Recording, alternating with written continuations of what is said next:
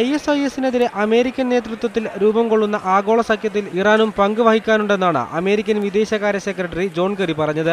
ISIS ഇറാഖിലും സിറിയയിലും ഉയർത്തുന്ന ഭീഷണിയും അതിനെ നേരിടാൻ അമേരിക്ക നേതൃത്വം നൽകുന്ന ആഗോള സഖ്യത്തിനെയും പറ്റി ഐക്യരാഷ്ട്രസഭ സെക്യൂരിറ്റി കൗൺസിലിൽ സംസാരിക്കവെയാണ് ഇറാനെ വീണ്ടും സഖ്യത്തിലേക്ക് കെറി പരോക്ഷമായി ക്ഷണിച്ചത്.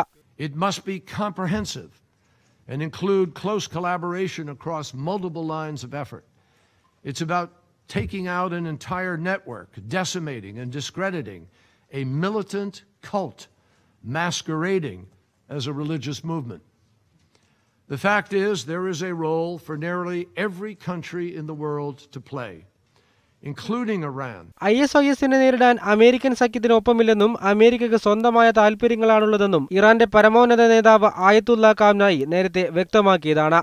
ഇസ്ലാമിക് സ്റ്റേറ്റിനെ നേരിടാൻ ഇറാഖിലെയും സിറിയയിലെയും ഭരണകൂടങ്ങളെ ഇറാൻ സഹായിക്കുമെന്നും ഖാംനൈ വ്യക്തമാക്കിയിരുന്നു. ഇതിനുശേഷമാണ് കെറി വീണ്ടും ഇറാനെ സഖ്യത്തിലേക്ക് ക്ഷണിച്ചത്. അടുത്തയാഴ്ച നടക്കുന്ന ഐക്യരാഷ്ട്രസഭ പൊതുസമ്മേളനത്തിനെത്തുന്ന ഇറാൻ പ്രസിഡന്റ് ഹസൻ റുഹാനിയും അമേരിക്കൻ പ്രസിഡന്റ് ബരാക് ഒബാമയും കൂടിക്കാഴ്ച നടത്തില്ലെന്ന് വൈറ്റ് ഹൌസ് വ്യക്തമാക്കി.